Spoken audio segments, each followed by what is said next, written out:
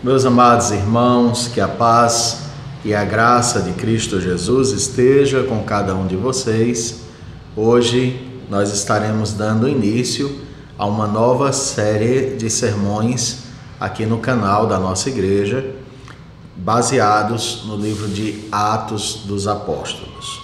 A nossa igreja em Acopiara já retomou seus cultos semanais de oração e estaremos expondo esse livro neles. Mas para você, membro da igreja, ou você inscrito no canal de outro lugar que não pode estar conosco por qualquer motivo, você não ficará privado de receber a pregação, a edificação da palavra do Senhor. E hoje, então, nós passaremos a gravar todas as terças-feiras a pregação que será feita presencialmente no culto de oração. Então, sem mais delongas, nós vamos orar ao nosso Deus e pedir a sua direção para as nossas vidas no dia de hoje. Senhor, muito obrigado, Deus, pela oportunidade que nos é dada de nos colocarmos diante da Tua palavra, para que por meio da mesma nós sejamos edificados. Pedimos ao Senhor encarecidamente que use o texto desta noite para fortalecer a fé de cada um que nos assiste nesse momento.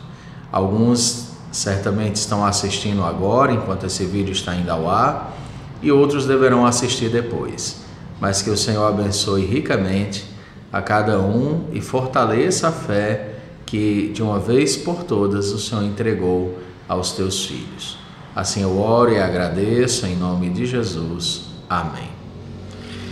O texto que nós iremos expor hoje é Atos, capítulo 1, versículos de 1 a 5, onde nós estaremos introduzindo o livro de Atos, e o tema da nossa mensagem é o prólogo do Evangelho de Lucas. O texto sagrado diz: Escrevi o primeiro livro, ó Teófilo, relatando todas as coisas que Jesus começou a fazer e a ensinar, até ao dia em que, depois de haver dado mandamentos por intermédio do Espírito Santo aos apóstolos que escolhera, foi elevado às alturas. A estes também, depois de ter padecido, se apresentou vivo com muitas provas incontestáveis, aparecendo-lhes durante 40 dias e falando das coisas concernentes ao reino de Deus. E comendo com eles, determinou-lhes que não se ausentassem de Jerusalém, mas que esperassem a promessa do Pai, a qual disse ele: de mim ouvistes. Porque João, na verdade, batizou com água, mas vós sereis batizados com o Espírito Santo, não muito depois destes dias. Queridos, gostaríamos de começar a palavra de hoje com uma pergunta, algumas perguntas. O que significa ser igreja genuína? Como devemos proceder como seguidores de Cristo? Que parâmetro tomaremos para isso? Vivemos em uma época que o Evangelho espalhou-se sobre toda a face da terra, o que é muito bom. Mas também observamos que este Evangelho está multifacetado, ou seja, esse Evangelho possui várias faces, várias configurações e diversos valores distintos, conflitantes de denominação para denominação. Isso tem gerado muita confusão na mente de muitos cristãos que desejam, sinceramente, viver de modo agradável a Deus. E o que isso tem a ver com Atos dos Apóstolos? Certamente, ao olharmos para Atos dos Apóstolos, nós iremos nos deparar com a igreja em seu primeiro século e nós veremos que ela, apesar de não ser perfeita, mas ela carregava diversos valores que precisam ser resgatados pela igreja contemporânea na qual vocês e eu vivemos. A partir desta noite, portanto, com a graça de Deus, aprenderemos com os primitivos cristãos de que modo devemos proceder como igreja do Senhor. Examinemos hoje a introdução desta obra, escrita pelo Dr. Lucas, médico amado, companheiro de viagens do apóstolo Paulo. 3 questões nós queremos destacar acerca de Atos dos Apóstolos. A primeira delas é que Atos é um segundo volume endereçado ao mesmo leitor. Lemos no versículo 1: Escrevi o primeiro livro, ó Teófilo, relatando todas as coisas que Jesus começou a fazer e a ensinar. Como podemos notar neste verso inicial, Lucas nos fala que escreveu um primeiro livro a Teófilo, e é óbvio que este primeiro livro é o evangelho que leva o seu nome, ou seja, o Evangelho de Lucas.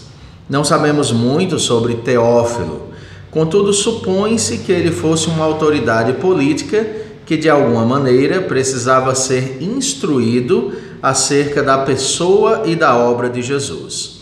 Isso é mencionado neste versículo de Atos, mas também é citado no início do Evangelho de Lucas, onde podemos ler: Igualmente a mim, capítulo 1, verso 3 e 4 de Lucas, igualmente a mim me pareceu bem, depois de acurada investigação de tudo desde sua origem, dar-te por escrito, excelentíssimo Teófilo, uma exposição em ordem, para que tenhas plena certeza das verdades em que foste instruído.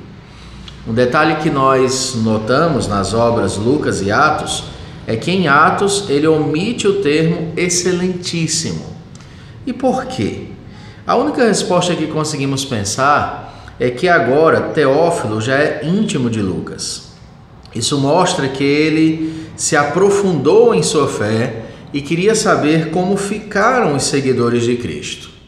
Lucas irá contar a Teófilo que esses seguidores prosseguiram com a obra e nasceu uma comunidade de discípulos que espalharam a boa nova de salvação para todas as regiões do Império Romano.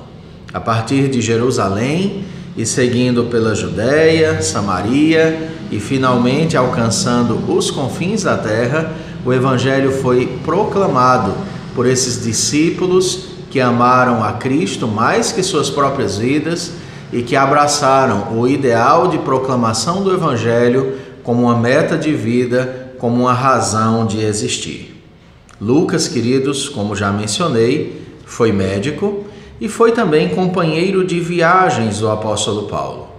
Lucas, como você pode notar pela simples leitura dos seus livros, Lucas e Atos, que ele possui um alto nível cultural, o que é revelado pela excelente qualidade do texto grego em ambas as obras já mencionadas.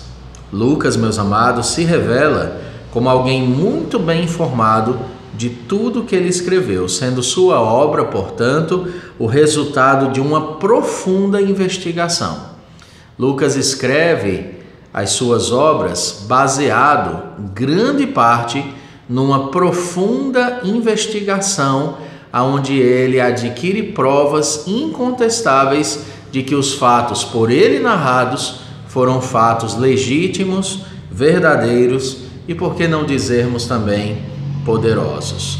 Eu volto então a mencionar os versos de 1 a 4 do Evangelho de Lucas, como você pode bem perceber, e ele diz exatamente isso. Visto que muitos houve que empreenderam uma narração coordenada dos fatos que entre nós se realizam, conforme nos transmitiram os que desde o princípio foram deles testemunhas oculares e ministros da palavra, igualmente a mim me pareceu bem, depois de acurada investigação de tudo desde sua origem, dar-te por escrito, excelentíssimo Teófilo, uma exposição em ordem, para que tenhas plena certeza das certezas ou das verdades em que foste instruído.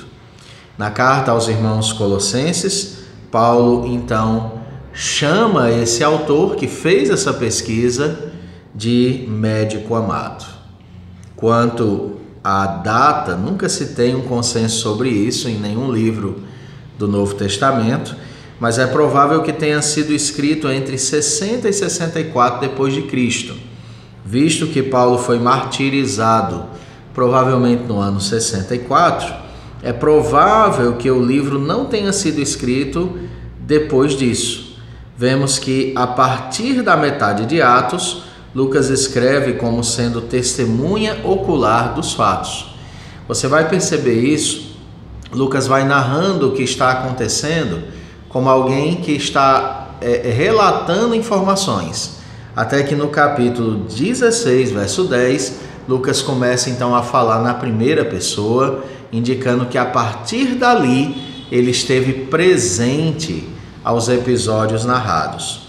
E aí Lucas 16:10 nos diz que assim que teve a visão, imediatamente procuramos partir para aquele destino, concluindo que Deus nos havia chamado para lhes anunciar o Evangelho. Paulo então comunica também a Timóteo que Lucas esteve com ele nos seus últimos momentos. Se você abrir em 2 Timóteo 4:11, você verá: somente Lucas está comigo. Toma contigo Marcos e traze-o, pois me é útil para o ministério. Portanto, nós estamos diante de uma obra escrita para Teófilo, que julga-se ser um alto oficial do império. Percebemos em Atos que já há uma intimidade maior entre o autor e o seu destinatário, porque ele omite o termo excelentíssimo, que está em Lucas, mas não está em Atos.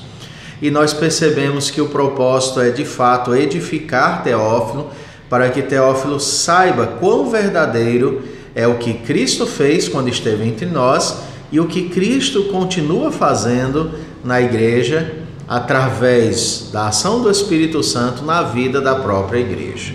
Então a primeira questão é que esse é um segundo livro endereçado ao mesmo destinatário, Teófilo.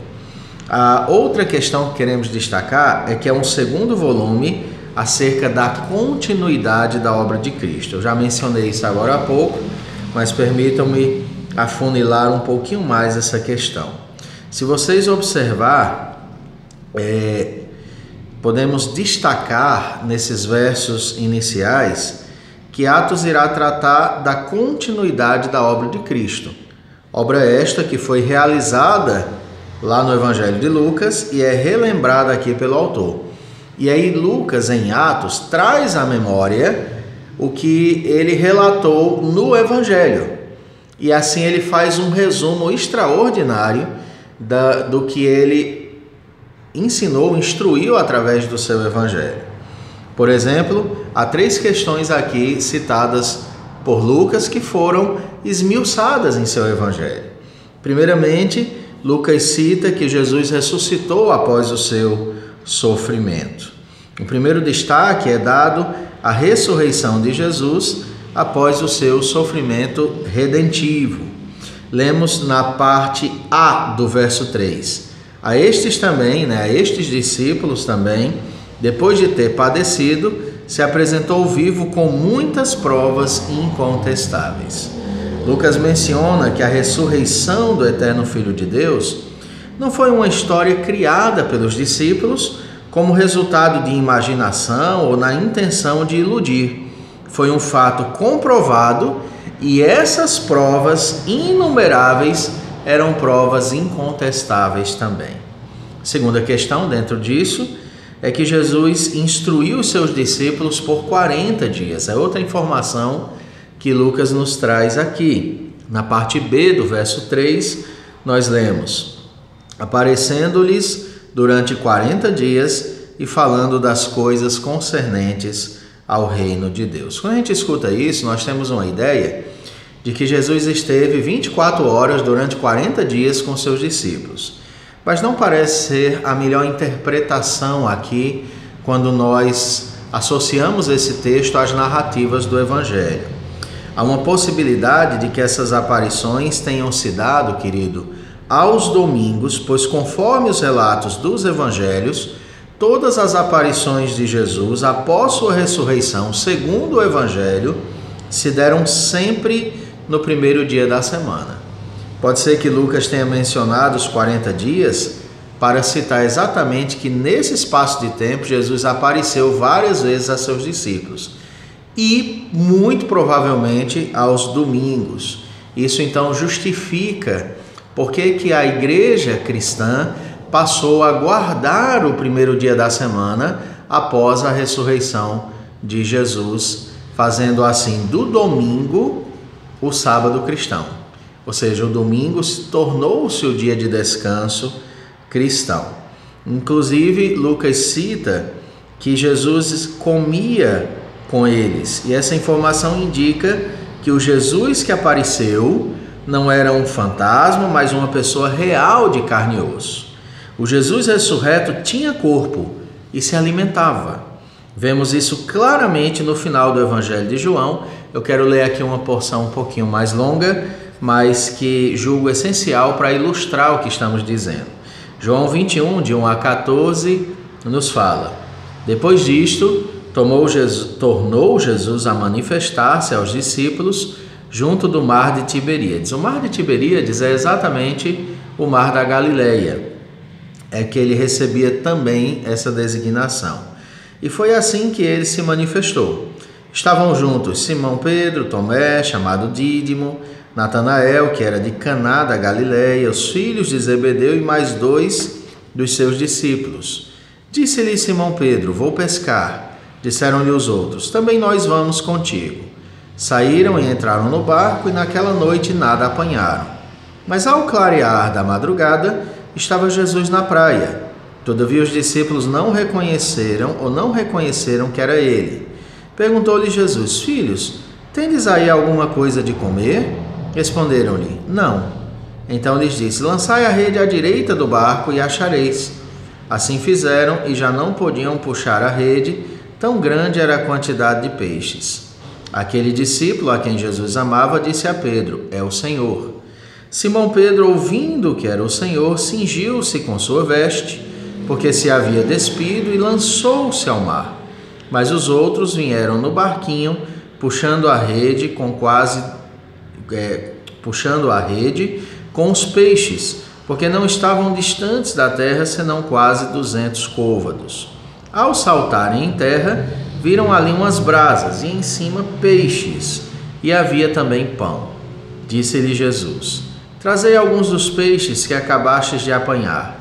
Simão Pedro entrou no barco e arrastou a rede para a terra, cheia de 153 grandes peixes. E não obstante serem tantos, a rede não se rompeu. Disse-lhe Jesus: Vinde, comei. Nenhum dos discípulos ousava perguntar-lhe: Quem és tu? Porque sabiam que era o Senhor. Veio Jesus, tomou o pão e lhes deu, e de igual modo o peixe. E já era esta a terceira vez que Jesus se manifestava aos discípulos depois de ressurreição ou de ressuscitado dentre os mortos. Então isso mostra que Jesus ressuscitou em corpo e ele estava com seus discípulos fisicamente e ele se alimentava. E Lucas então relata isso e traz provas incontestáveis da veracidade desses fatos. A terceira questão dentro desse segundo ponto é que Lucas ainda nos conta que Jesus foi elevado às alturas. Também é mencionado isso.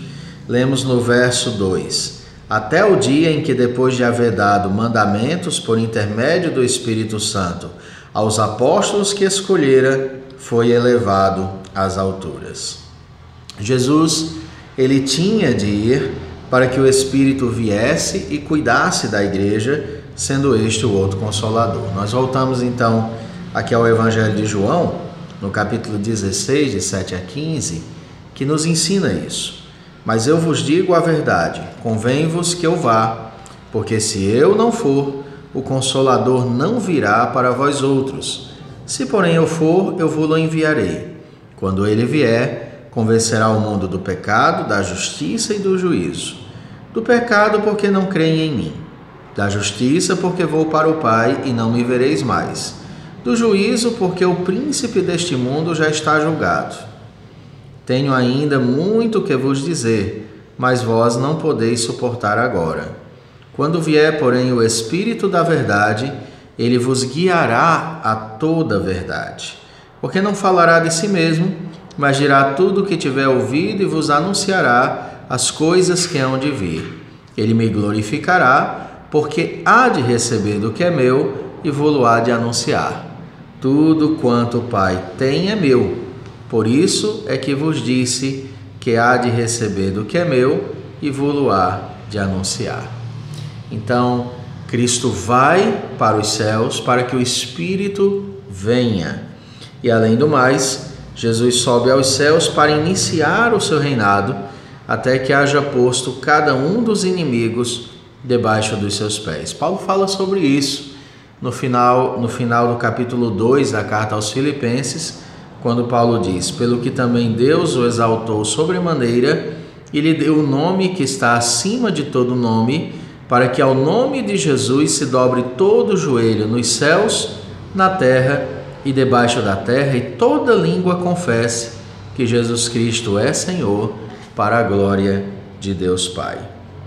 Então, queridos, de fato, nós podemos observar aqui com clareza que Lucas traz à memória ao excelentíssimo Teófilo que aquela primeira obra relatou todos esses fatos. A ressurreição de Jesus, antes disso, o seu sofrimento, relatou a questão de andar com seus discípulos por 40 dias e também o fato de que Jesus foi assunto aos céus com o propósito, é claro, de que o Espírito viesse para que ali conduzisse a Igreja do Senhor.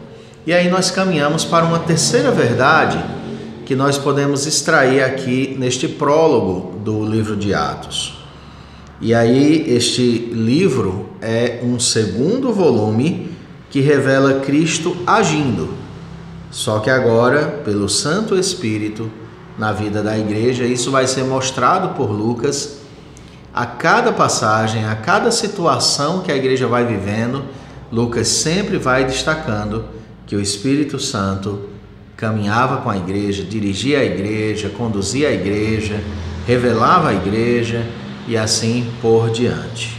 De acordo com essa introdução que Lucas mesmo faz, Lucas também lembra a Teófilo que os discípulos não deveriam ausentar-se de Jerusalém enquanto este Consolador não viesse sobre eles. O verso 4 diz: e comendo com eles, determinou-lhes que não se ausentassem de Jerusalém, mas que esperassem a promessa do Pai, a qual disse ele: de mim ouvistes. Os discípulos não deveriam cumprir o ide de Jesus sem a capacitação e direção do Espírito Santo, visto que sem sua condução não poderiam jamais ser bem-sucedidos. Isso nos mostra que a obra do Senhor, irmãos, deve ser sempre realizada na plena dependência do Senhor ou do Espírito Santo do Senhor. E no verso 5, a promessa feita por Jesus é então citada: porque João, na verdade, batizou com água, mas vós sereis batizados com o Espírito Santo não muito depois destes dias. O batismo com água, queridos, era o derramamento de água sobre a cabeça da pessoa, como sinal de que agora ela pertencia a Deus, e era um sinal de purificação. E foi praticado por João Batista, ensinado por João Batista. Agora seria o derramamento sobre os discípulos, mas não seria com água, mas com o Espírito Santo. E Cristo, então, é quem o derramaria sobre sua igreja e viria sobre eles, capacitando e dirigindo seus passos naquela importante e extraordinária obra de Deus. Ele evidenciaria a autenticidade da obra. O Espírito Santo realizaria obras extraordinárias por meio da igreja para que servisse de evidência de que o reino de Deus começou na face da terra, que o rei já está coroado nos céus e que o seu reino está iniciado na terra. E então Lucas diz a Teófilo que de fato Cristo continua vivo na vida da sua igreja, nos céus, na condução da obra de Deus. E aí então nós vamos ler muito mais do que um relato histórico sobre cristãos primitivos, mas nós vamos poder contemplar Cristo agindo através da igreja, pela ação do seu Santo Espírito na vida dos discípulos. E aí, queridos, diante do exposto hoje, podemos concluir que estamos olhando para uma obra que nos apresenta mais do que um relato histórico fiel de homens e mulheres que honraram a Cristo com suas vidas. Nós estamos diante do relato acerca da ação do próprio Jesus Cristo através do Espírito Santo na vida de seus discípulos, para guiá-los a toda a verdade e usá-los com poder. Guiá-los tanto numa comunhão íntima com o próprio Cristo, quanto na árdua obra de fazer seu nome conhecido por todas as nações. E aí nós queremos trazer então algumas aplicações iniciais muito importantes, através de algumas questões. A primeira delas: quem você tem sido como cristão? Você tem sido um cristão na dependência do Espírito Santo, fiel ao Senhor e dedicado à sua obra? Você tem sido guiado pelo Santo Espírito a fim de realizar com alegria, poder e sucesso a obra do Senhor? Você deseja ser um cristão melhor e contribuir para uma igreja mais fiel? Assim como Teófilo, você consegue ver quão grande é o que Cristo fez na sua vida e no mundo? Deus nos guie, irmãos, nessa tão importante jornada de sermos igreja fiel, do Deus fiel, do nosso Senhor Jesus, na dependência do Santo Espírito, para a glória do Deus Todo-Poderoso. Senhor, muito obrigado, porque o Senhor fala ao nosso coração essa noite. Pedimos a Ti que nos revigore espiritualmente, anime nossa fé a cada dia, renove nossas forças e continue nos dando intensa alegria para servirmos a Deus. Assim nós oramos e agradecemos, em nome de Jesus. Amém. Deus te abençoe. Na próxima terça, daremos continuidade aqui à exposição de Atos, se assim Ele permitir. Essa mesma mensagem também está sendo pregada na nossa igreja todas as terças à noite. Deus seja com você.